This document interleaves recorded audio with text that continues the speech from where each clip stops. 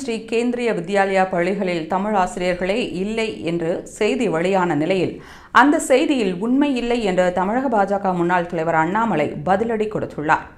தமிழகத்தில் ஸ்ரீ கேந்திரிய வித்யாலயா பள்ளிகளில் தமிழ் ஆசிரியர்களே இல்லை என்று ஒரு தனியார் ஊடகத்தில் செய்தி வெளியானது.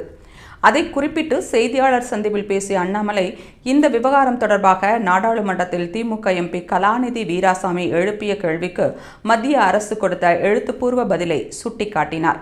அதில் தமிழகத்தில் இயங்கும் கேந்திரிய வித்யாலயா பள்ளிகளில் இதுவரை ஏன் தமிழ் ஆசிரியர்கள் நியமனம் செய்யப்படவில்லை என்று கலாநிதி வீராசாமி எழுப்பிய கேள்விக்கு மத்திய கல்வித்துறை இணையமைச்சர் ஜெயந்த் சௌத்ரி பதிலளித்துள்ளார். தமிழகத்தில் மொத்தமுள்ள 46 கேந்திரிய வித்யாலயா பள்ளிகளில் 40 பள்ளிகளில் இணைய கல்விக் கழகம் மூலம் தமிழ் சொல்லித்தரப்படுவதாகவும் 31 பள்ளிகளில் ஒப்பந்த ஆசிரியர்கள் மூலம் தமிழ் கற்பிக்கப்படுவதாகவும் ஜெயந்த் சௌத்ரி பதிலளித்தார். அந்த தகவலை குறிப்பிட்ட அண்ணாமலை, நாடு முழுவதும் வேலை செய்யும் மத்திய அரசு பணியாளர்கள் இடமாற்றம் செய்யப்படும் போது அவர்கள் குழந்தைகளின் கல்வி பாதிக்கப்படக்கூடாது என்பதே கேந்திரிய வித்யாலயா பள்ளிகள் அமைக்கப்பட்டதன் நோக்கம் என்று கூறியுள்ளார்.